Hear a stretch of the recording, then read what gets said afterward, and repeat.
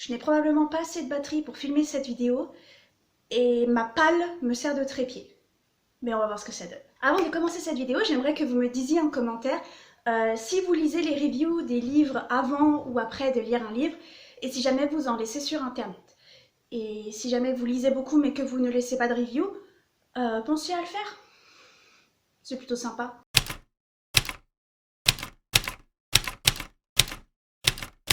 Pour ma part, j'essaye de laisser une review après chacune de mes lectures et en général, je viens vous en parler sur cette chaîne lors des updates lecture. Pour ce qui est d'avant mes lectures, non, pas vraiment, parce que j'aime bien commencer un livre sans savoir du tout de quoi il parle, c'est-à-dire que je ne lis même pas le résumé, je lis pas tout ça. Comme je regarde beaucoup de chaînes booktube, oui, il y a certaines reviews que je vois, je zappe les spoilers et tout ça, mais en règle générale, de moi-même, quand je choisis une lecture, je m'intéresse pas aux reviews, je m'y intéresse après. Ce que je fais aussi, c'est que quand je ne sais pas trop quoi lire, je vais sur un blog, genre celui de Planète Diversité, je regarde les dernières chroniques, les dernières reviews, ou alors je retourne loin en arrière pour voir ce qui a été dit, et je regarde uniquement le radar à diversité, parce que je cherche surtout à lire de la fantasy avec des personnages queer. Si jamais vous avez des recommandations, faites-vous plaisir. Et la note. Mais je ne lis pas la review tant que je n'ai pas lu le livre. En général, je fais confiance à Nadège sur Planète Diversité et sur les autres blogs que je lis, j'en lis pas beaucoup, mais c'est parce que je fais confiance à la personne qui gère le blog et que j'ai pas besoin de lire la review, juste la note et ensuite voilà, je me fais mon propre avis, mais je fais confiance. Je tiens à dire d'ailleurs que je sais pas encore comment je vais titrer cette vidéo, mais si j'ai mis uniquement peut-on faire confiance aux reviews sur Goodreads ou peut-on faire confiance aux reviews sur Bookstagram, sachez que je ne parle pas que de ces plateformes-là, je parle de toutes les plateformes, YouTube, Twitter, Instagram, Goodreads et tous ceux qui y ressemblent, voilà, n'importe quel endroit où on met une review est concerné par cette vidéo. Concerné entre guillemets, hein. On n'est pas là pour faire une sorte de chasse aux sorcières. Je me suis jamais posé la question de s'il fallait faire confiance aux reviews ou pas, parce que dans ma tête, la logique est qu'une review est subjective, que c'est seulement l'avis du lecteur ou de la lectrice, et que ça ne regarde que lui ou que elle, et que voilà, c'est-à-dire qu'une review est une review, hein. C'est juste un petit texte sur un site internet, c'est rien non plus de très méchant, qu'on soit d'accord ou pas avec, et on n'a rien à dire dessus. Sur le sujet, j'ai une vidéo qui s'appelle « Chers auteurs et autrices », un truc comme ça. Chères autrices, les reviews ne sont pas faites pour vous. Si jamais je pense à la mettre quelque part, elle sera par là. C'est une vidéo dont je suis assez fière et qui avait quand même remonté un petit peu de débat dans mes commentaires. En gros, je m'étais jamais posé la question de si je pouvais faire confiance aux reviews ou non, parce que déjà je les lisais après et je lisais surtout les reviews négatives parce que ça me fait rire et parce que ça remonte les points problématiques, mais voilà, chacun son avis. C'est-à-dire quand je donne mon avis sur une review, quand je donne mon avis sur une lecture, ça ne regarde que moi. À vous de décider de si vous faites confiance ou non. Mais quand même, il y a eu plusieurs petits dramas qui sont sortis actuellement sur Twitter, parce qu'on adore Twitter et on adore les dramas. Un anglophone et deux francophones, comme ça, il y en a pour tout le monde. Et ça m'a fait me poser la question de est-ce qu'on peut vraiment faire confiance aux reviews sur internet? Le premier drama est sorti principalement sur Booktube et sur Instagram aussi également, où des influenceurs qui n'avaient littéralement rien à voir avec le monde de la littérature avec le monde de la lecture, donc des influenceurs lifestyle, des influenceurs jeux vidéo, des influenceurs tout ce que vous voulez, se voyaient offerts par les maisons d'édition des services presse pour faire la pub de leurs romans, alors qu'il y a plein de chaînes booktube et plein de comptes Instagram et de blogs qui galèrent au niveau de la visibilité, qui galèrent à recevoir des services presse ou qui galèrent à être pris au sérieux par les maisons d'édition. Et toute cette histoire sur les reviews rémunérées, est-ce qu'il faut rémunérer ou non? Moi je pense que oui, sur le travail, sur tout ça, alors qu'on donne aux influenceurs, voilà, on demande juste une story Instagram qui semble en général pas très sincère, parce que c'est pas que la personne lit pas, mais c'est que la personne ne parle pas de lecture en fait habituellement sur sa chaîne ou sur ses plateformes, et donc ça semble pas sincère, ça semble sorti nulle part, même si au fond cette personne aime la lecture. Le deuxième drama est celui qui a fait que je me suis posé la question, parce que j'en ai un petit peu parlé sur Twitter, mais c'était sur mon compte perso, donc du coup ça a pas trop, enfin voilà, j'ai pas eu beaucoup de retours dessus. C'est par rapport à une certaine maison d'édition. Je veux pas de problème, donc je dirai pas le nom de la maison d'édition, mais si vous étiez sur Twitter ces derniers temps, ou sur Bookstagram, vous savez très bien de quelle maison d'édition française je parle. C'est une maison d'édition française dont j'ai déjà parlé parce qu'elle m'intéressait énormément, elle publie des livres qui m'intéressent énormément, et j'ai fait une vidéo plus ou moins coup de cœur sur un de leurs livres, Et je suis toujours d'accord pour dire que cette lecture était un coup de cœur. Mais quelques jours plus tard, une amie qui est correctrice est venue me voir en me disant « Mais tu te rends compte que ce livre est blindé de fautes d'orthographe ?» Alors honnêtement, non. Je ne m'en rends pas compte. Quand un livre est blindé de fautes d'orthographe ou même de fautes de grammaire ou de conjugaison, moi je ne vois rien, je suis sacrément nulle. Mais du coup, je me suis un petit peu éloignée de cette maison d'édition en me disant bah, si tout le monde leur dit, ils vont prendre des mesures, ils vont... voilà. Ce qui n'a pas été fait. Récemment, ils ont sorti un livre qui a fait beaucoup de bruit parce que c'était une sortie attendue. Et il se trouve que le livre est non seulement plein de coquilles, de fautes d'orthographe, tout ce que vous voulez, mais en plus, il y a des phrases qui ne veulent rien dire. Et ça, je l'aurais vu. Ça, je pense que je l'aurais vu si j'avais lu le livre. Il y a plusieurs captures d'écran qui ont circulé sur internet où en fait, dans le livre, il y avait toujours les remarques des traducteurs, ou des phrases incomplètes, ou des répétitions, ou voilà, des choses qui montrent qu'il n'y a pas eu relecture du bouquin, qu'il y a eu un énorme manque de travail professionnel et éditorial dans la création de ce livre. D'où vient mon problème? Mon problème ne vient pas forcément de la maison d'édition. On a l'habitude que les maisons d'édition nous prennent un peu pour des... Voilà. S'ils ont décidé de se tirer une balle dans le pied, qui se tire une balle dans le pied, faites-vous plaisir. Mais moi, ce qui m'a énervé, c'est l'hypocrisie des personnes qui ont fait la review sur internet sans jamais parler de ce problème. Les fautes d'orthographe, qu'on les voit pas, ce genre de choses, je peux rien dire.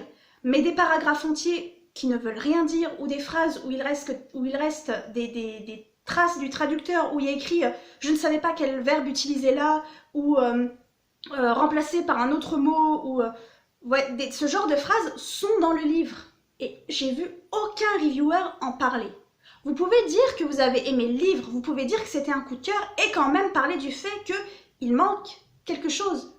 Un travail éditorial, un minimum de respect pour les auteurs et les autrices derrière les livres, et les lecteurs et lectrices devant, qui ont payé pour le livre, parce que ce ne sont pas des livres à bas prix. Ce sont des très beaux livres, et donc bah, comme le livre est beau, le prix se fait ressentir. C'est là que j'ai commencé à me poser des questions, c'est là que j'ai commencé à me dire mais à partir de quel moment on peut faire confiance aux reviews sur internet si le but c'est simplement de se faire bien voir des maisons d'édition, si le but c'est de complètement passer à côté d'énormes problèmes dans le bouquin, et faire comme s'il n'y en avait pas, parce qu'on ne peut pas me dire que des phrases entières qui ne veulent rien dire, ça ne se voit pas. Rien n'empêchait aux personnes qui ont fait les reviews de dire « j'ai adoré le livre, mais » j'ai adoré le livre, cependant. J'ai adoré le livre, mais il y avait ce petit truc-là. C'était pas impossible, et vous pouviez toujours lui mettre 5 étoiles sur internet. Et c'est là que j'ai commencé à me poser des questions. Et j'ai aussi commencé à me poser des questions par rapport à... je sais pas comment prononcer son nom, donc si je me trompe, voilà. Lauren Howe, une autrice qui a fait pas mal de bruit sur le Twitter anglophone et francophone récemment, parce qu'elle a critiqué les reviews qui lui ont été données. Pour vous faire un topo de l'histoire, et je vais vous mettre dans la barre d'infos si j'oublie pas, des booktubeuses qui en ont beaucoup mieux parlé que moi et qui ont sûrement fait des recherches beaucoup plus approfondies. D'ailleurs, au moment où je filme cette vidéo, je sais pas s'il y a eu des nouveautés, parce que cette vidéo va sûrement sortir mi-mai, donc peut-être qu'il y a eu de nouveaux rebondissements dans cette histoire. Je vais vous mettre les dernières vidéos que j'ai vues en date sur le sujet. Mais en gros, Lauren Howe a sorti son premier roman et a commencé à lire les reviews sur internet le lendemain ou le jour même de sa sortie. Elle a posté les personnes qui lui avaient mis 5 étoiles en les remerciant, et c'est bien sympa. Et ensuite, elle a insulté les personnes qui lui avaient mis 4 étoiles. Sachant que sur Goodreads, c'est une notation sur 5 étoiles, donc 4 étoiles, on n'est pas loin du coup de cœur quand même. Comme elle s'est mise à insulter les reviewers et à vraiment genre se positionner comme la porte-parole des auteurs et des autrices qui pensaient comme elle mais qui n'osaient pas le dire, personnellement, moi, si un jour je suis publiée à partir de 3 étoiles, je pense que je pleure de joie. Ça reste personnel. Comme elle a commencé à un petit peu gonfler tout le monde, et ben tout le monde est allé sur sa page Goodreads et a mis 1 étoile à son livre pour se venger. Alors je sais pas trop si c'était une bonne chose à faire, je sais pas trop où je me positionne en fait sur ce sujet. Il est vrai qu'elle a insulté les reviewers, donc du coup les reviewers lui ont un petit peu fait comprendre l'importance de leur existence dans la promotion des livres, puisque son livre avait une excellente note et qu'il est maintenant un des livres les moins bien notés de la plateforme. C'est très rare de voir un livre avec beaucoup de reviews en dessous de 3 étoiles, parce que comme il y a des gens qui en mettent qu'une, des gens qui en mettent 5, tout ça, ça finit toujours par moyenner autour de 3 étoiles. La dernière fois que j'ai vérifié, son livre était à 1 étoile 76 ou un truc comme ça, c'est extrêmement rare. Au début, je pensais que c'était pas forcément très sympa, c'était drôle, ça me faisait rire, mais c'était pas forcément très sympa. Puis ensuite, elle a continué à envenimer les choses. D'abord, elle a continué à faire la promotion de livre en disant allez acheter mon livre parce qu'il a moins de reviews, il est moins bien noté que celui d'Hitler. Je suis pas sûre que c'était le bon move. Et ensuite, quand certaines personnes sont venues la voir et lui ont dit peut-être qu'il faudrait que tu t'excuses, peut-être qu'il faudrait que tu assumes le fait que t'as blessé des gens, en fait, des gens qui ont fait ta promotion correctement, des gens qui ont aimé ton livre et qui ont dit avoir aimé ton livre et que t'es allé les insulter sans raison, peut-être que voilà, il faudrait que tu vois que tes actes ont des conséquences. En gros, elle a comparé cette situation, ce genre de tweet, aux femmes qui se font dire que si elles se sont fait violer, c'est parce qu'elles avaient une jupe trop courte. Où je veux en venir avec cette histoire? Avec cette histoire, je veux en venir au fait que finalement, pour le moment, le livre de Lauren Huff, il a une très mauvaise notation sur Goodreads, mais c'est pas parce que le livre est mauvais. Aux dernières nouvelles, le livre est bon, en fait. Le livre a plu. Je ne sais pas si depuis les choses ont changé, mais aux dernières nouvelles, le livre était bon et il est même maintenant un New York best-seller. Ce qui a été noté, en fait, sur le site, c'est l'autrice derrière, c'est la personne. Est-ce que l'on peut vraiment faire confiance aux reviews si on sait que des fois, on donne 5 étoiles à un auteur ou une autrice juste parce qu'on aime la personne, pas forcément parce que le livre les vaut, ou si on donne 1 étoile à une personne parce qu'on n'aime pas cet auteur ou cette autrice et pas parce qu'on a jugé le livre. Tout ça pour dire quoi? Tout ça pour dire en fait que tout ça, ça reste subjectif. Oui, je sais, je l'ai dit au début de la vidéo. Il y a aussi toutes ces histoires de service presse, de personnes qui veulent se faire bien voir, des maisons d'édition pour continuer à avoir des livres gratuits, ou parce que c'est pas que une histoire d'hypocrisie, hein, c'est aussi une histoire que il y a des reviewers qui se font accepter de l'envoi de livres gratuits et qui du coup n'osent peut-être pas dire du mal d'un livre qu'ils n'ont pas aimé parce qu'ils se disent on m'a offert une chance, je vais pas cracher dessus en fait, on m'a offert quelque chose, je vais pas cracher dessus.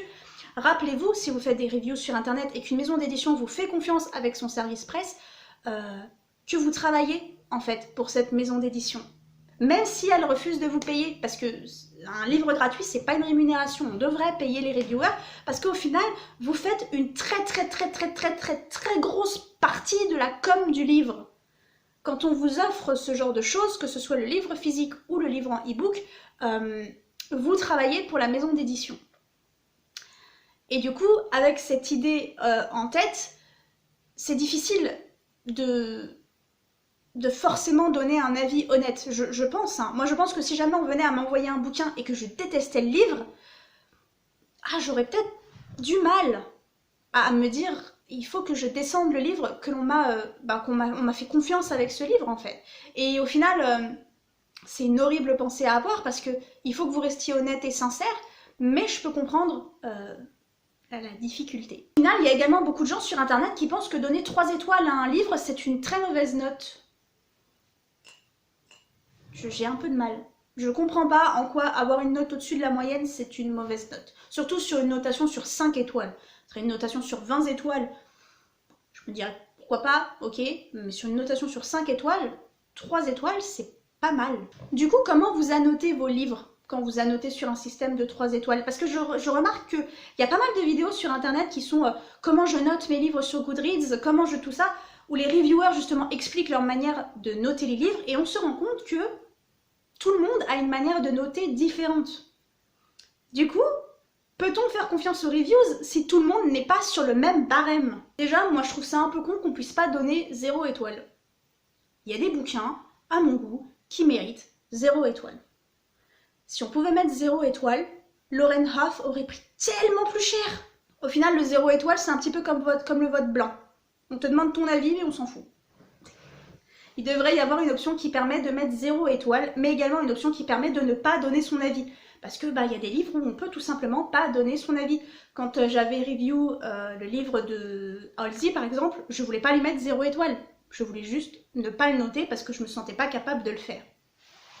Du coup, j'ai plus du tout de batterie, donc on va essayer d'aller vite fait sur comment j'annote mes romans sur Goodreads. 0 étoile, ça veut dire que j'estime que je ne peux pas donner mon avis sur le livre. Soit parce que ça m'a vraiment pas touché, soit parce que j'ai pas compris, soit parce que voilà, et que donc donner une note, ça me semble pas possible. Du coup, pour moi, 1 étoile, ça veut dire qu'il faut absolument pas acheter ce livre, qu'il faut absolument pas le lire, et en général, ça tourne plutôt autour de sujets problématiques.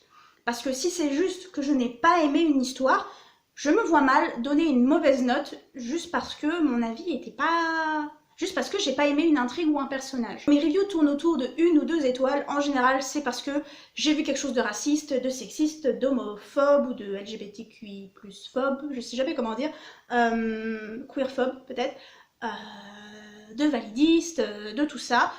Ou alors que je le savais en commençant le livre, parce qu'après avoir acheté le livre, j'ai vu qu'il y avait des trucs qui, voilà, qui tournaient sur internet. Donc en général, quand je donne 1 ou 2 étoiles, c'est vraiment qu'il y a quelque chose d'insultant dans le livre, plus que quelque chose de mauvais.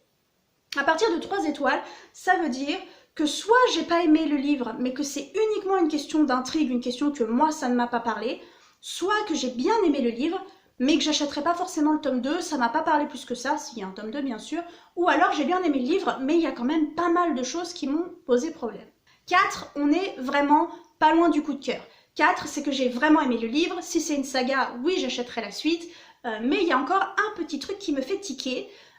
Des fois j'arrive pas trop à mettre le doigt dessus, c'est juste un sentiment, un ressentiment, parce que des fois on ne sait pas ce qui fait qu'on aime ou pas un livre, c'est comme ça, c'est personnel. C'est un ressenti, voilà, c'est comme l'instinct, voilà, il y a quelque chose qui fait que ça passe pas. Ou alors, c'est le premier tome justement d'une saga, j'ai adoré, c'est un coup de cœur, mais je me dis, si le tome 2 est également un coup de cœur, je ne pourrais pas mettre une note plus haute que 5. Du coup, je me permets une petite marge en mettant 4 étoiles, pour me dire comme ça, je pourrais noter le tome suivant plus haut, si jamais l'auteur ou l'autrice arrive à faire meilleur que ce tome 1. Et c'est déjà arrivé plusieurs fois, c'est ce que j'ai fait par exemple avec les 2 duologies de Birdie Lee. Un jour j'arrêterai de vous parler d'elle, non je déconne, j'arrêterai jamais, mais j'avais fait ça, j'avais adoré le tome 1 et j'avais mis 4 étoiles parce que je me disais si le tome 2 m'emporte encore plus, je pourrais pas mettre une note plus haute. Et du coup c'est ce qui est arrivé, le tome 2 était encore meilleur que le tome 1, même si je ne savais pas que c'était possible, et du coup j'ai mis 5 étoiles. Et 5 étoiles, bah c'est le coup de cœur. 5 étoiles, c'est parfait. Et c'est parfait de mon côté, personnellement, mon ressenti, et il m'arrive parfois de mettre 5 étoiles en sachant qu'un livre a des défauts. Seulement moi, ça m'a tellement emporté que j'ai réussi à passer au-dessus. Je vous avais parlé de When We Were Magic, de Sarah Gailey, mais je crois que j'ai mis 4 étoiles. Mais c'est ce genre de livre où je sais en lisant qu'il y a des petits trucs qui vont pas, qu'il y a des petits trucs qui peuvent être reprochés, et quand je vais lire les avis négatifs sur internet, je suis d'accord plus ou moins avec certains points soulevés, mais il n'empêche que moi, quand j'ai lu le livre, eh ben, c'était merveilleux, c'était magnifique, et j'étais absolument dedans, et je pouvais faire abstraction de ces petits défauts, parce que mon cœur a tout simplement été emporté, et que mon cerveau pouvait faire abstraction, parce que mon cerveau n'avait plus le contrôle en fait. Du coup, n'hésitez pas à me dire ce que vous avez pensé de cette vidéo, n'hésitez pas à me dire si vous laissez des reviews sur internet, je fais pas cette vidéo pour vous interdire d'en faire, hein. Je fais pas cette vidéo pour vous dire d'arrêter d'en faire, il faut faire des reviews. C'est juste que quand vous les lisez, mettez-vous dans la tête que peut-être vous devriez vous faire votre propre avis sur un livre plutôt que de vous baser sur ces reviews. Maintenant, ces reviews, elles sont là pour ça, elles sont là pour vous donner envie de lire, et je suis plutôt un mouton. Moi, quand je vois qu'un livre passe très souvent sur ma timeline, sur Twitter par exemple, ou sur Booktube, en général, je finis par le lire parce que si les gens aiment bien, je suis prise dans le flow en fait. J'aime bien être comme tout le monde. Merci d'être resté jusqu'à la fin de cette vidéo. Je sais pas si elle a été très intéressante, mais merci d'être resté jusqu'à la fin. N'hésitez pas à vous abonner si vous n'êtes pas encore, ça me toucherait vraiment, ça me ferait vraiment plaisir. J'ai vraiment envie que cette chaîne grandisse, ça grandit doucement mais elle grandit. N'hésitez pas à laisser un commentaire, je réponds encore à tous les commentaires parce que j'en reçois pas beaucoup, donc du coup je me permets de répondre à tous les commentaires. Et n'hésitez pas à suivre mes réseaux sociaux qui sont en barre d'infos.